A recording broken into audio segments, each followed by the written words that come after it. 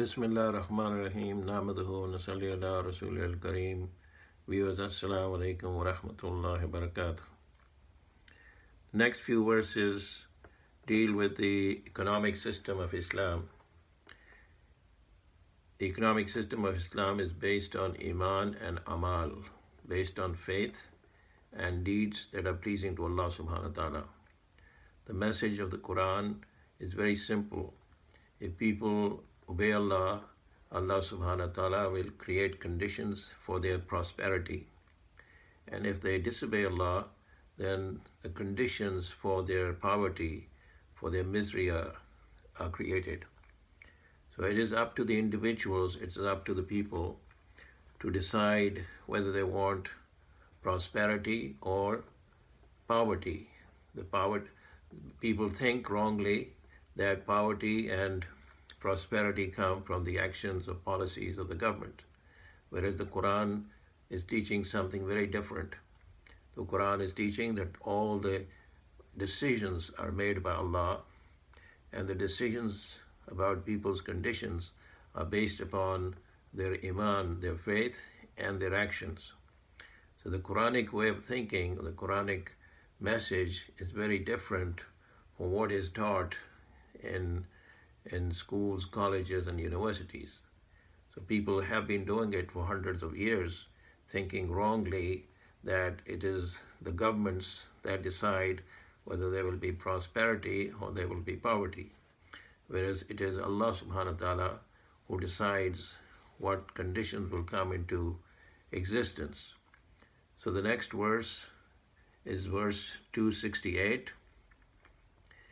The translation is, "The evil one threatens you with poverty and bids you to conduct unseemly. Allah promises you His forgiveness and bounties, and Allah cares for all and knows all things." Now just look at this verse, that it is very clear that it's Allah who decides who gets what.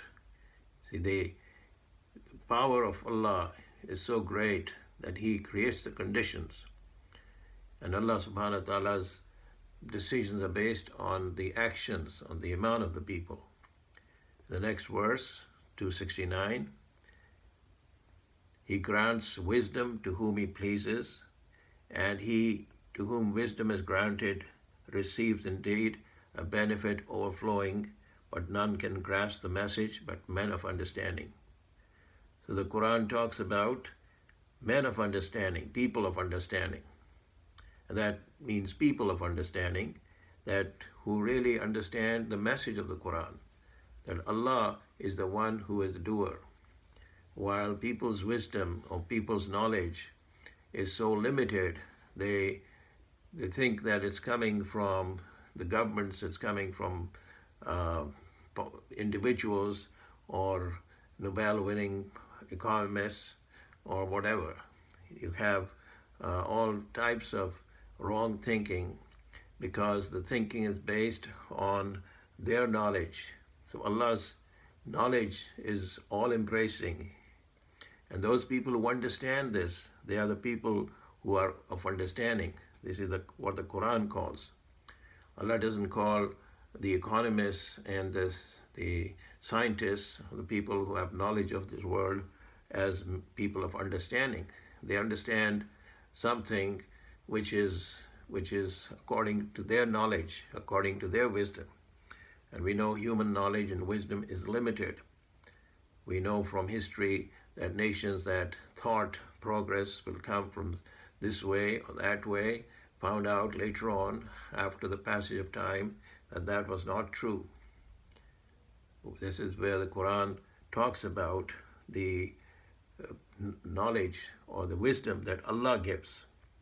In verse 270, the translation is, "And whatever you spend in charity of or devotion, be sure Allah knows it all, but the wrongdoers have no helpers." So charity, giving help to people in need, this is a plan of Allah. He gives wealth to some and He doesn't give to the others. But He tests people, both the people to see how they react. The people of wealth, they feel uh, they feel they feel good when they are helping. So the system of zakat, the economic system of Islam, the system of zakat, if people pay their zakat, which is due to, there will be, which is due from them, there will be no poverty in the world. Just by this is the basis of the Islamic economic system. That if people just pay zakat by themselves to for the benefit of the poor people, there will be no poverty. That just by one deed by itself eliminates poverty. But that requires iman. It requires faith. It requires iman, faith in the promise of Allah. And what Allah has promised? Allah has promised that He will reward those people according to His greatness. So a person who has trust, a person who has faith that Allah's promise is true, will himself look out and go out in search of people who are in need of help. So this is a great, great virtue, and Islam stresses greatly on this. Verse 271, it goes on to say, if you disclose acts of charity, even so it is well, but if you conceal them and make them reach those in need, that is best for you. It will remove from you some of your stains of evil, and Allah is well acquainted with what you do. So once again, this is a matter of a person's iman, person's faith, that if you disclose it, that's fine, but even better is that you conceal it, because Allah knows it. The person will get reward because Allah knows all the good deeds he's doing. And that requires, of course, a very high level of iman, because generally people like appreciation. They like to be honored. They like to be thanked. And the one who is doing it purely for Allah knows that Allah subhanahu wa ta'ala is aware of all the deeds he's doing, and He will reward him according to His greatness. So this, once again, is an act, is an opportunity for people of wealth to please Allah. The people who have been blessed with wealth will get great rewards in this life, in this dunya, as well as in the akhirah. But the real reward is the one that Allah will give, which will last forever. So wealth can be a great, great blessing if it's used according to the way in which it is supposed to be used. In this world, it will eliminate poverty. And in the akhirah, the person will get the rewards for that. These are the simple principles. If people follow these principles, there would be no poverty in the world. But unfortunately, this doesn't happen because of lack of iman.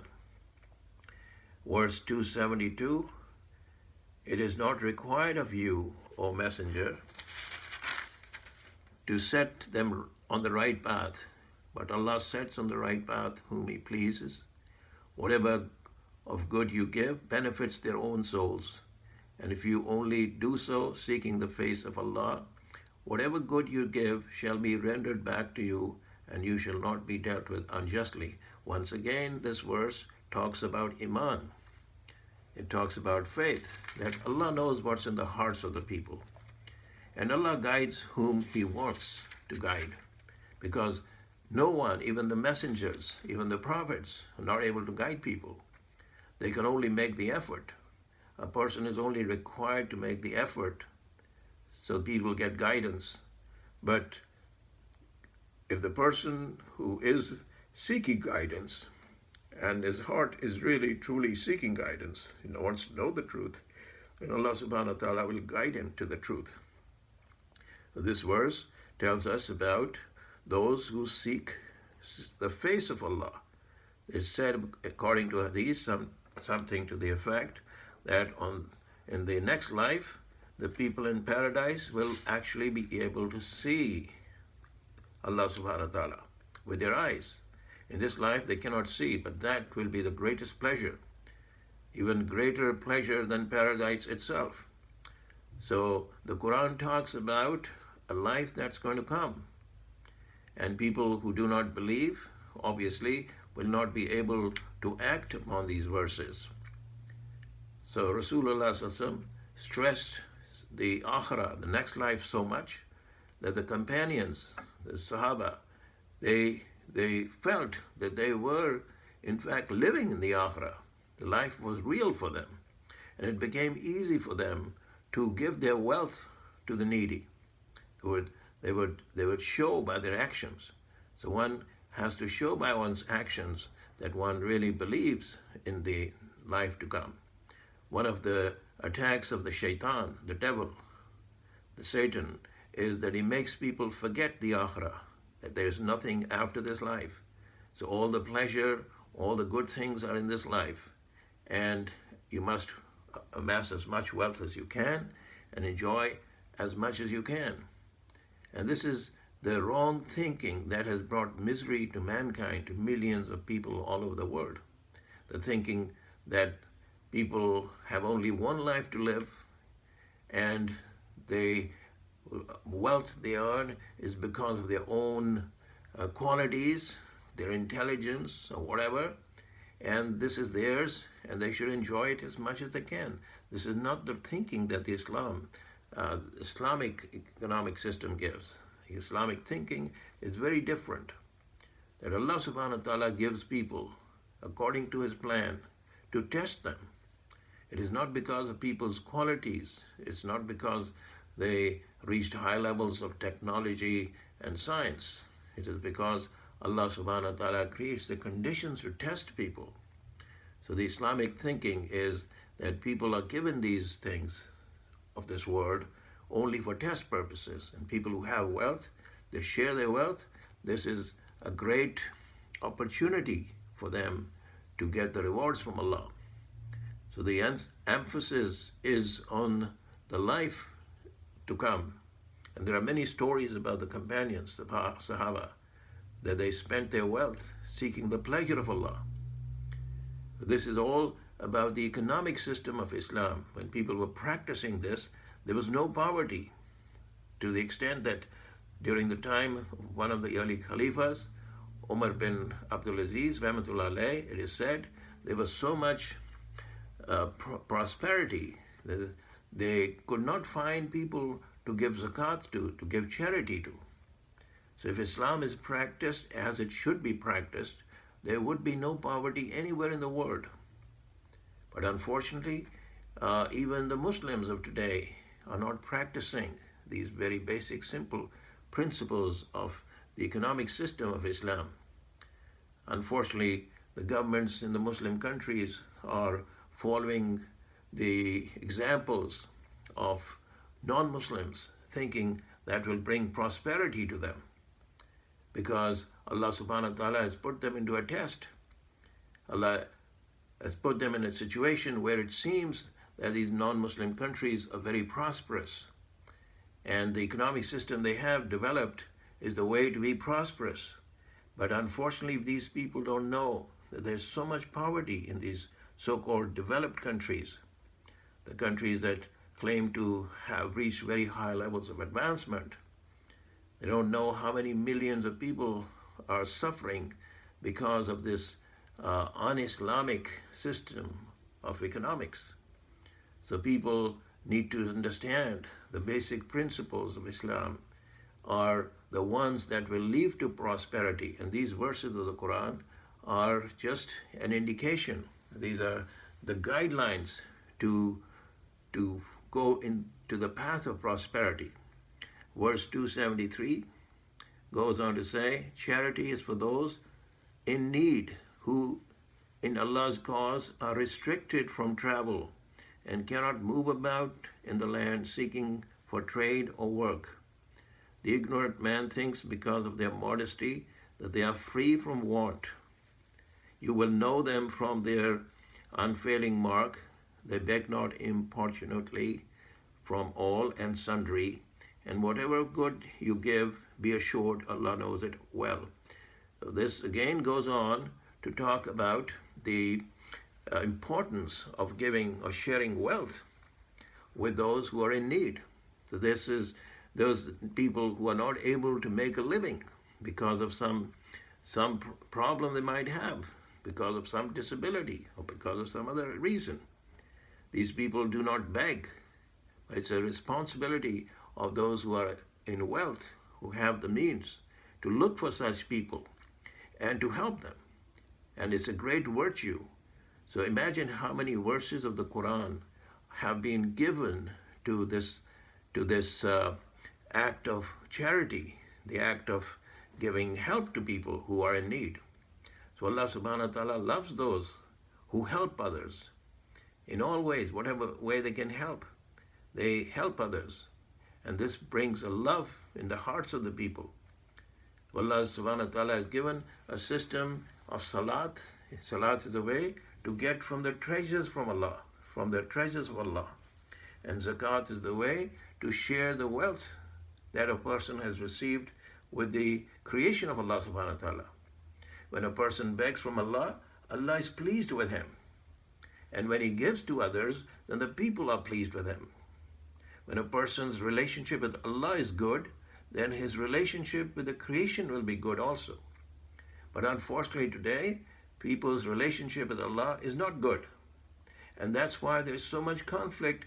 The relationship with the people is not good also.